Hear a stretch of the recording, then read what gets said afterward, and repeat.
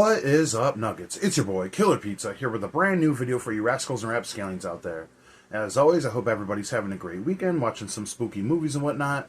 I am currently on kind of like a 4-day weekend, which that's pretty cool, a little extra time off of work. And, I know I haven't uploaded in the past couple weeks, just want to let you guys know what's going on. Nothing too crazy, just work has been busy as hell for what I do for a living at this time of year. And I actually had like a stomach flu for a good week and a half. I was still feeling it, so that kind of put me down.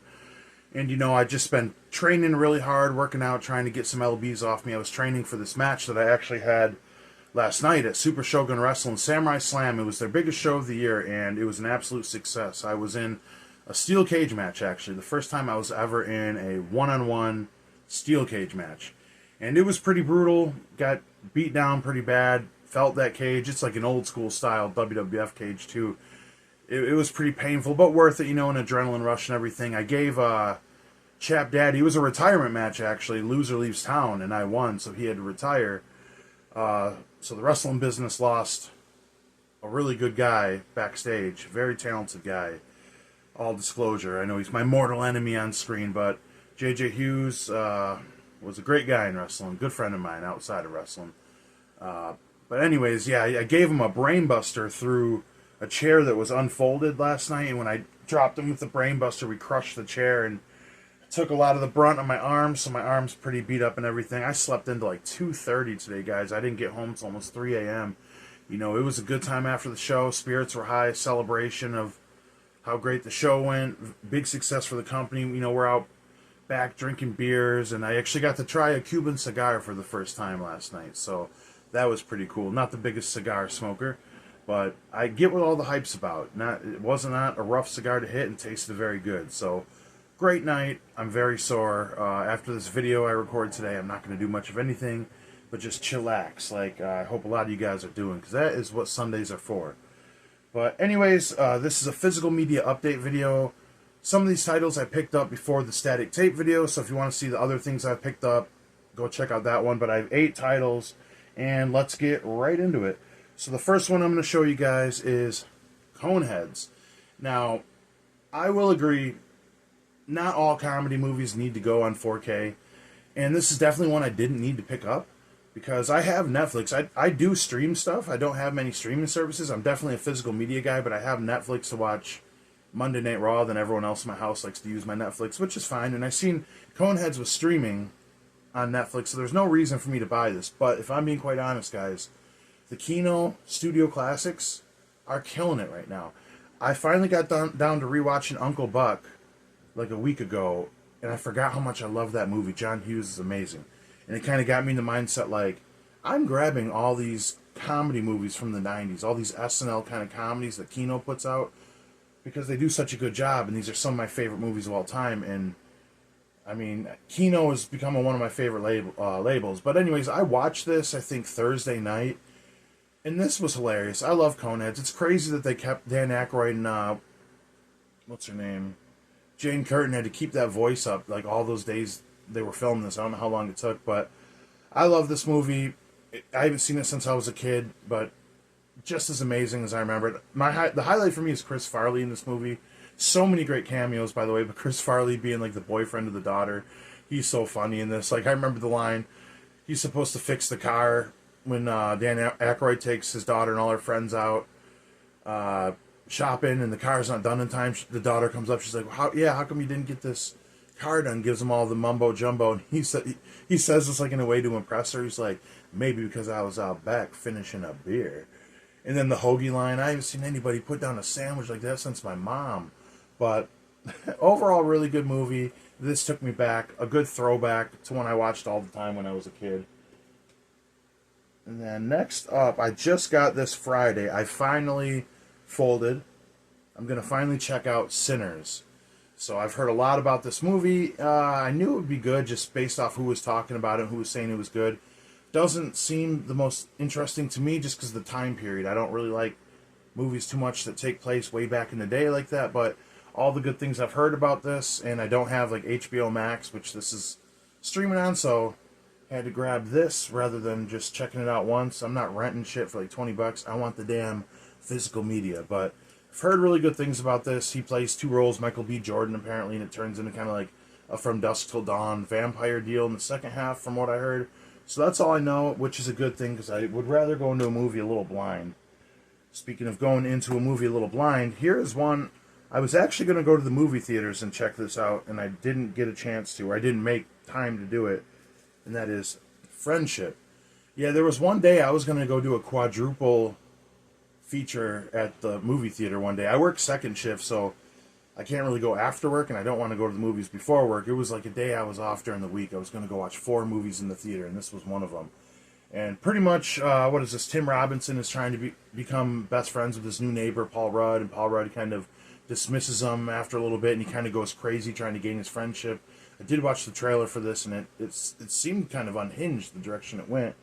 But this should be fun. And I bought that movie Warfare, my last haul I showed you guys, and I gotta say, I love A24 movies, but I have a big gripe with their physical media.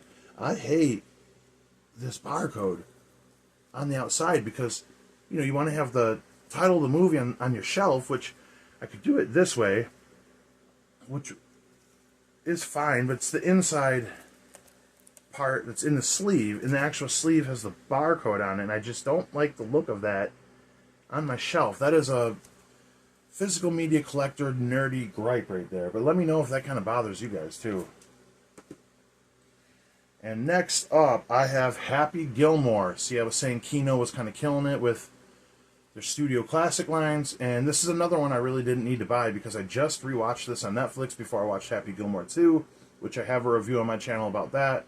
And I just enjoyed Happy Gilmore so much, and I want to get all these 4Ks, like I said, these SNL comedies. I was like, I'm grabbing Happy Gilmore while I grab Coneheads. And I want to get the Billy Madison copy, which I'm going to end up picking that up. I already have a Blu-ray of it, so I said, let me get Happy Gilmore first. And it's funny, I grew up being a Billy Madison kid, and I never really watched Happy Gilmore much. I did, but in comparison to Billy Madison, I didn't, if that makes sense. Like, we were just talking about this on the road yesterday. Like, when you guys were growing up, did you have, like, the certain VHS tapes that, like, you had in your family collection, and you would watch those movies so much as a kid? Like, Billy Madison was one of them. We owned the VHS tapes, so I wore that tape out. I probably watched it, like, once a week, probably. So in comparison to Happy Gilmore. But when I rewatched this before I watched Happy Gilmore 2, it had me thinking that I almost might prefer Happy Gilmore over Billy Madison. I know that might be a crazy thing to say. It's usually one or the other, but that's just how much I enjoyed this, and I thought, I don't own it, so time to get that in my collection. Alright, now here is a movie I have a big time gripe with. I'm about to go off, man. Until Dawn. Okay, so as you guys know, I didn't know this until a couple years ago, because I'm not the brightest guy. You know, pre-orders are different with a lot of people. Amazon, if you pre-order something, they won't charge you until it ships. Which is cool, like if you want to pre-order something like the Nightmare on Elm Street Steelbook box set like I did. So you can kind of like save it to make sure you're going to get it before it sells out. So I started getting all fun with it and grabbing pre-orders and throwing them in my cart and just having them there and make sure. And then when this was about to be delivered, I remembered it was in my cart and I was like, I'm going to go cancel that because I don't really care to have Until Dawn. Like, I wanted to see this in theaters. And then it shipped already. And I looked at the price. I went and clicked on it. This fucking 4K was almost $50. I think it was $50. And I've heard that going on with Sony. Like when Sony be putting this shit out, $50 for a 4K. I thought about taking this back and returning it. But, I mean, it's on Netflix now too. So it's like, I don't need this. But I like having a big collection of horror. And it's like, I already have it. I'll just take that as a loss and keep it. I'm sure it's not bad. I haven't heard the best things. It's a fun concept. I guess it's from the video game where like they face a different terror or death or something every night and it just keeps restarting until they can escape. Like something like that. It seems like a fun concept. So Until Dawn is going to stay in my collection, I guess. At least I got the slip for all you cardboard people out there. At least I didn't have to pay to have cardboard sent to me. Illegal cardboard. Once again, I'm with Dead Pit. Okay, now here's one I thought about the other day at work, Friday night, or Thursday night.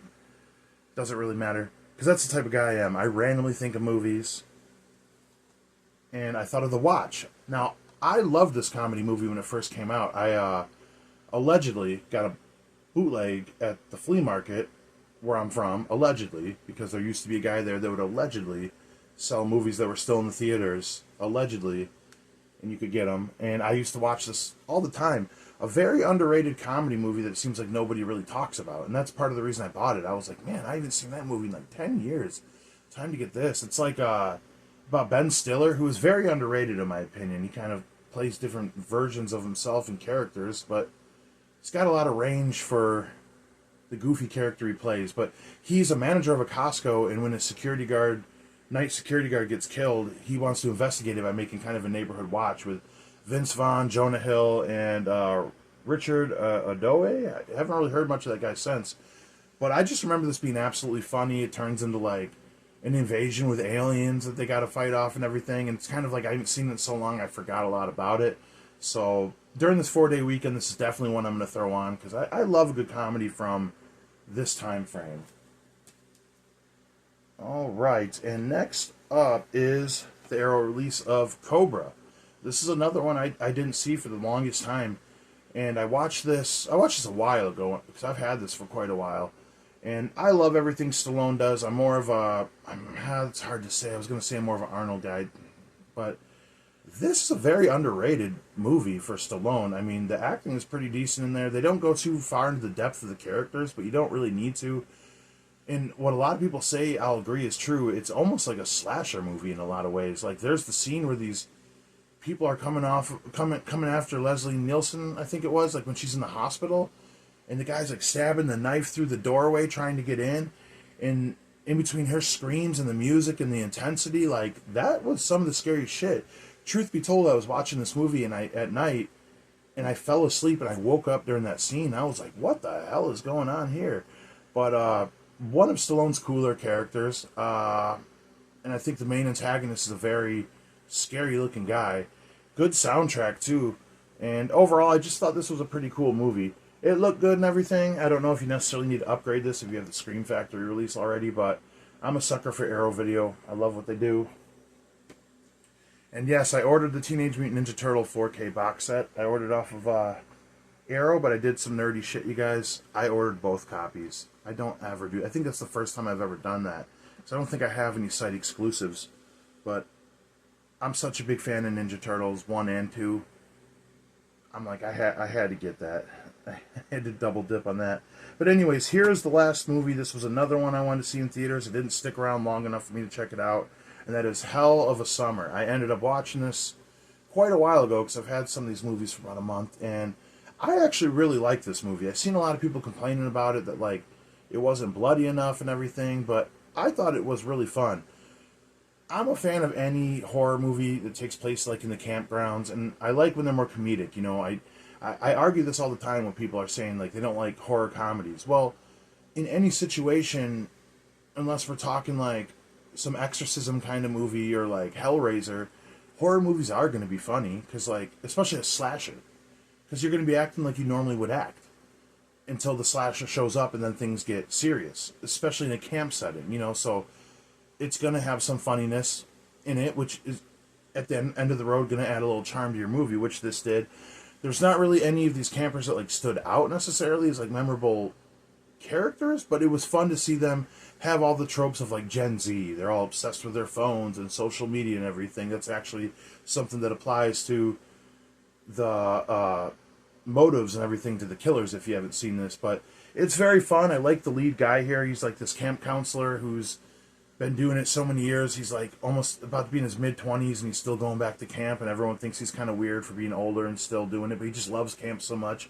The best way I can describe him is if you're a fan of The Office, this counselor kind of has like Michael Scott kind of awkwardness to him, where he just wants everybody to like him. He's just really awkward, which makes you really feel for the guy and everything. And I just had fun with this. I think if you don't got your expectations too high, but you shouldn't for any kind of slasher. This is almost more of a parody of a slasher in a way, but it was a lot of fun. Like, I like the scene when they're running from the killer, you know, they're literally like shrieking and screaming and running, like flailing. You just have to see it, because I'm like, that is how people would actually run. If a slasher came, they wouldn't be running all choreographed, and I don't know. I just thought this movie was a lot of fun, and I do suggest you guys check this one out. But with that being said, that's everything I picked up. Feels good to make another video for you guys. I know it's been a while, so I apologize for that. If you've watched this long into the video, I appreciate you. Give it a like, comment, let me know about any of these movies if you've seen them, any suggestions you want me to talk about. Subscribe if you haven't subscribed. If not, I just appreciate you watching the video. As for that, I'm going to try to get another video out tomorrow. I have an idea. It's not going to be the Creep Show ranking. I was just asked about that yesterday. It's like the cursed video. I was going to rank all the segments. I'll get to that eventually, but I have a different idea that I might put out tomorrow. I also might live stream at one point. One of these days, we shall see. I don't really have anything written in stone. All I know is your boy is so sore from that cage match. And anybody who showed up to that, also, thank you. I appreciate that. I know I put out in the community tab. I know Danger Zone. I said, Dane, he watches the channel. Good guy, by the way. I know he said he was going to come. I think I might have seen him out there. So, thank you to anybody that came. I appreciate it. My shoulder, my back. I'm going to end this video, and I'm going to lay down and probably watch one of these damn movies, man. Why not? That's what we do around here. We watch good-ass movies. But, Blood Guts Gore. I'll check you guys next time.